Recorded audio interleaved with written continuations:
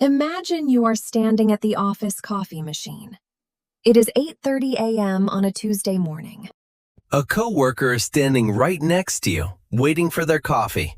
It is perfectly quiet. The silence is getting heavy, and you know you have to say something. So you open your mouth, you say one sentence to be friendly, and suddenly, you make everything 10 times worse. I think we have all been there. I'm Jack. And I'm Rose. Welcome to English Through Situations. Today, we are looking at a very real, very uncomfortable workplace moment, the small talk disaster. We are going to talk about why good intentions can sometimes create awkward situations, especially when you are speaking a second language. We will follow a story about a new employee who just wanted to break the ice, but used the exact wrong phrase. If you have ever said something at work and immediately thought, "Oh no, why did I say that?" This episode is definitely for you. Let's get into today's workplace drama. Let's set the scene. Our main character today is David. David is a graphic designer, and it is his third week at a new company. He is a nice guy. He works hard, and he really wants to build good relationships with his new team. But there is one problem. David is very nervous about making small talk in English. Small talk is that light, casual conversation you have with people you do not know very well. It is how we fill the silence in elevators, before meetings, or in the break room. Exactly. So it is Tuesday morning. David walks into the office kitchen to get some water. Standing by the coffee machine is Emma. Emma is a senior manager. She is always very busy, very professional, and she is staring at the coffee machine, waiting for it to finish. David walks in. He smiles. Emma looks up, smiles politely, and says, "Morning, David." David says, "Good morning, Emma." And then, silence. 10 seconds pass. The coffee machine is making a loud noise. The silence is growing. David feels the pressure. He thinks to himself, "I need to say something. I need to show I care about her." So David looks at Emma.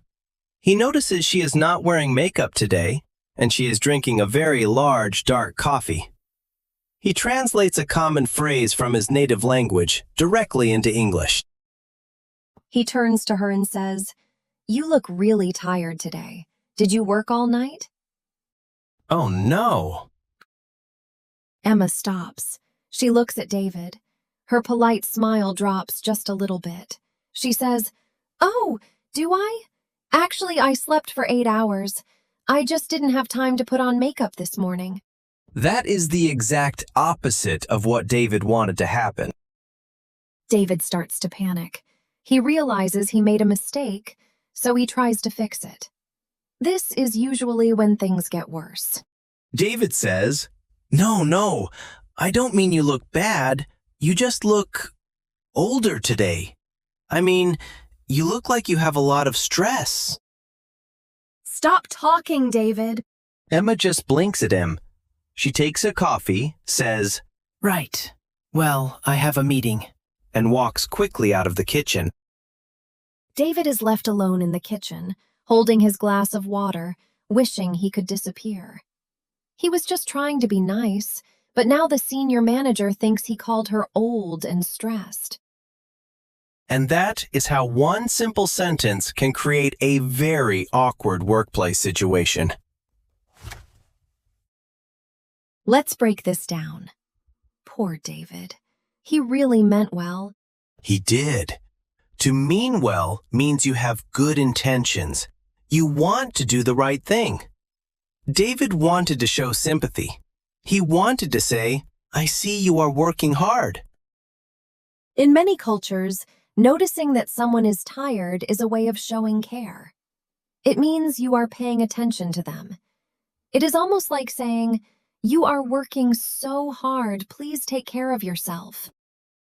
But in English, Especially in an American, British, or international workplace, telling someone they look tired is very risky. Why is that, Jack? Why did Emma react so negatively? Because in English, "you look tired" usually sounds like a criticism of their appearance. It sounds like you are saying, "You do not look good today," or "your face looks bad." Exactly. Emma felt embarrassed because she thought David was pointing out that she looked messy or unprofessional without makeup. And then when David tried to fix it by saying she looked older or stressed, he completely destroyed the conversation. Never tell a colleague they look old. That is a universal rule, but it happens so often. When we are nervous and speaking a second language, our brain just grabs any word it can find. Let's talk about the pressure of the awkward silence. An awkward silence is when the quiet space between two people feels uncomfortable. When David walked into the kitchen, the silence made him panic. He felt forced to speak. That is a very common feeling. We call it trying to break the ice. Breaking the ice means doing or saying something to start a conversation and make people feel relaxed. But Jack, sometimes is it okay to just let the silence happen? Yes, absolutely. You do not always have to fill the silence. If it is early in the morning, many people are not ready to chat. A simple "good morning" and a warm smile is 100% professional and polite. But let's say you do want to break the ice. You want to be friendly with your boss or your coworker. What are some safe topics for small talk at work?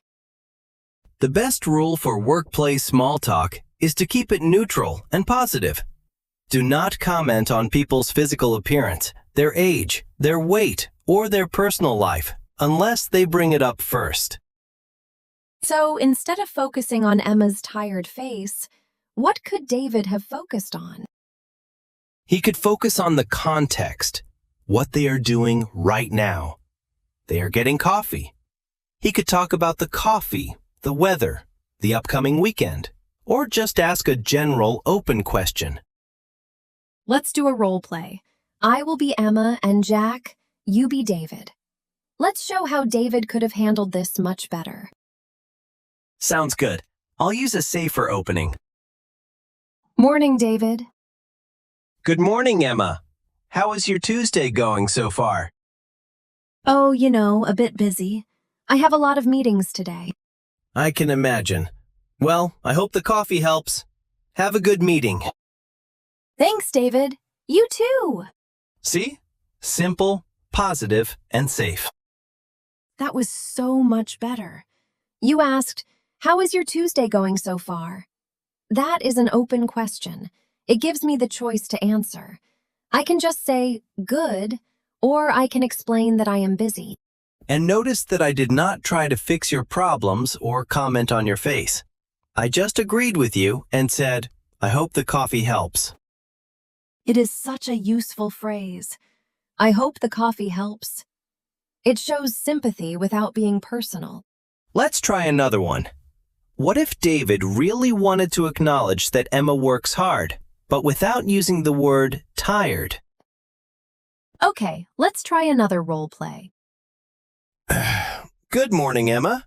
It seems like you've been working really hard lately on the new project. Oh yes, it has been a lot of late nights, to be honest. Well, your team's doing a great job. Don't forget to take a break when you can. Thank you, David.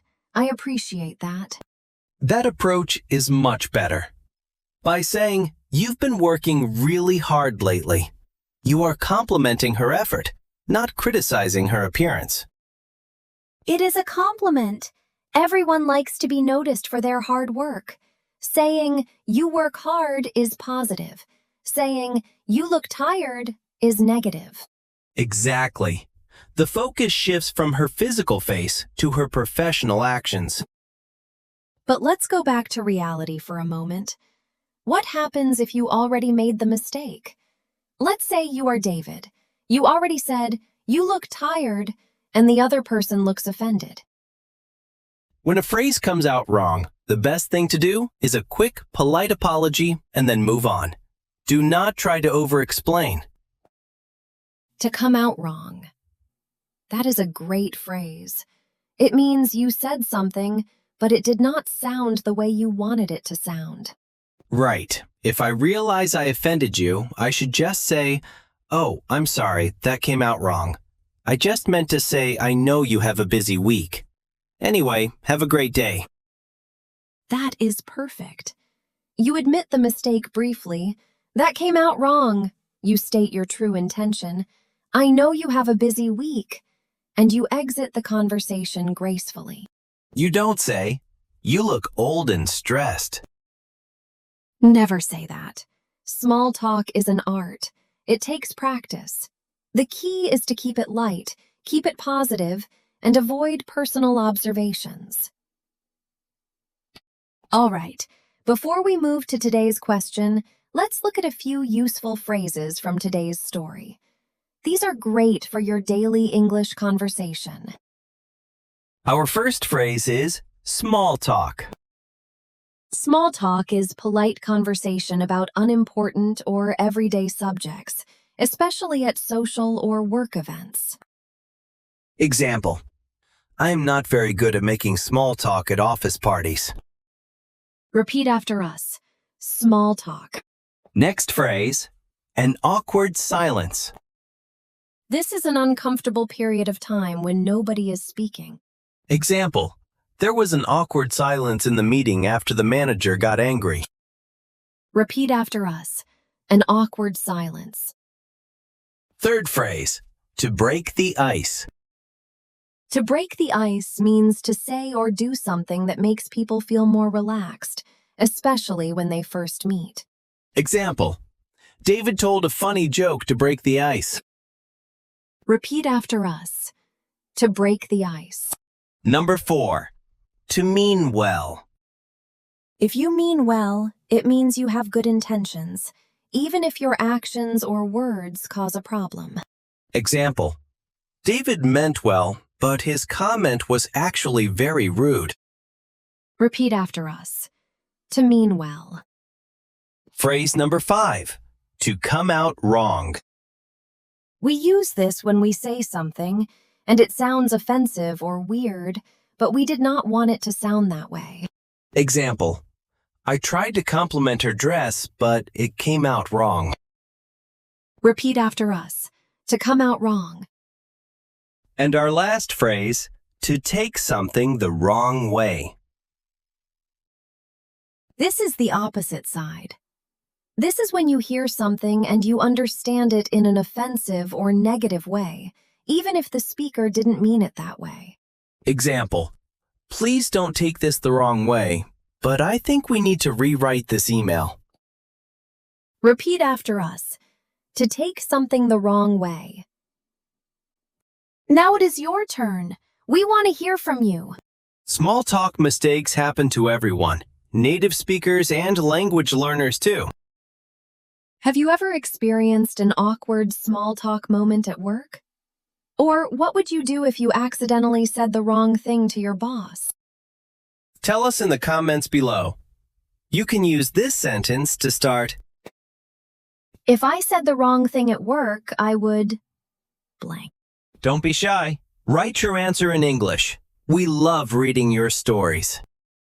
So today, we analyzed a classic office mistake, learned why some direct translations don't work, and practiced how to talk politely without making things awkward. And remember, communication at work is not just about using perfect grammar. It is about choosing the right tone and the right topic for the situation. If this episode helped you feel a little more confident about office small talk, please hit the like button, subscribe to the channel, and share this video with a friend who is learning English. Your support helps us create more videos just like this one. You've been watching English Through Situations. Real English, real situations, better conversations. Have a great week at work, keep practicing, and we will see you in the next episode.